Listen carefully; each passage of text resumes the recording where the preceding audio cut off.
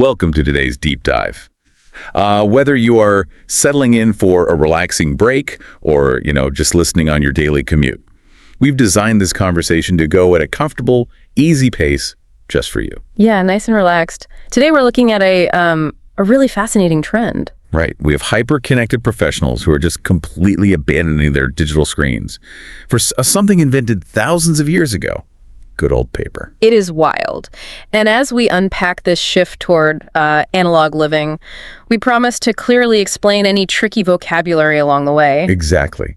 Because it's an important topic. I mean, the desire for this kind of reset comes straight from modern screen fatigue. Oh, absolutely. We spend so much time typing and swiping, so there is this massive return to the physical world of ink and paper. Take Ben's story from our research, for example. Sure. He stares at monitors all day for work. Right. And by the evening, his eyes and his brain are just completely fried. So to physically disconnect, he relies on a paper planner.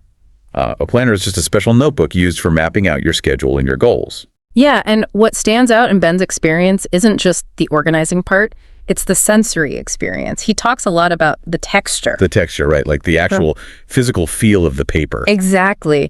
He specifically seeks out smooth pages because, there is a big psychological difference between just scribbling. Which is writing fast and messily just to get it over with. Right. The difference between scribbling and carefully jotting down a sudden idea. Jotting down means writing a quick thought, but doing it with intention. When he takes his time on that smooth paper, he is engaging entirely different parts of his brain. He really is. It makes a lot of sense, honestly. I mean, typing feels like speeding down a massive highway.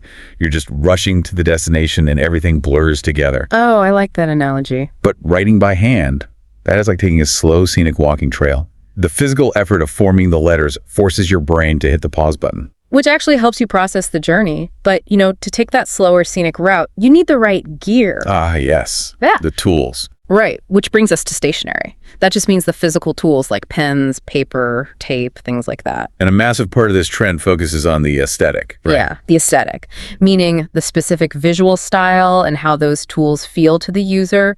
People get very particular about it. They really do. You see a lot of the vintage style. Yeah. That sort of cool, old-fashioned look with brown paper and classic stamps. Or they might lean toward the exact opposite, something clean and simple, like a minimalist look. And the tools they use to create these looks are deeply tactile. There is a huge resurgence in fountain pens, for example. Oh, definitely. They use flowing liquid ink, so it gives you this very elegant feel. And then there's washi tape. Washi tape. I actually love breaking down the Japanese origin of that word. It's so literal, right? Wa means Japanese and shi means paper. Right. So it is literally Japanese paper tape. It's decorative, easy to tear, and it adds visual structure to the page. Yeah, it's super popular. Okay, but I have to push back here for a second. Oh, sure, go ahead. I see people spending 20 minutes placing vintage stamps and washi tape perfectly on a page.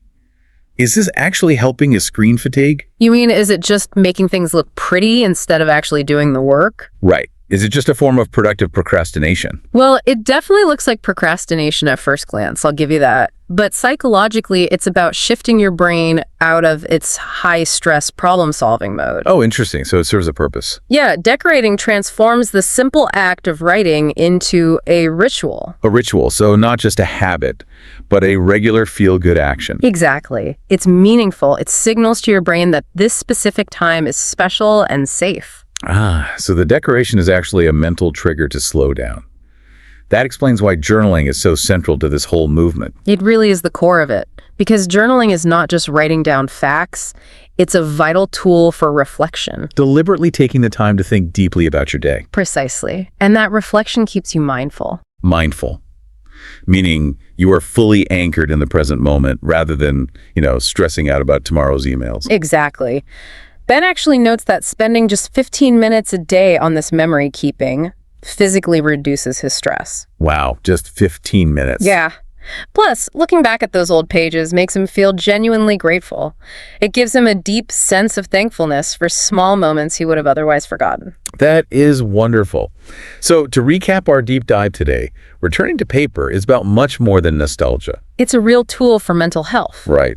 We've explored how simply enjoying the physical texture of a notebook can evolve into a daily ritual of mindfulness. Helping us escape that endless digital highway. Slowing down might just be the most effective way to process a fast-moving world. Absolutely. Thank you for joining us on this relaxing analog journey today. It's been a pleasure.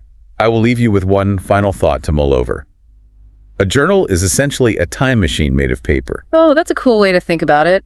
Right. So if that is true, what would a quick note, jotted down today, tell the you of exactly 1 year from now?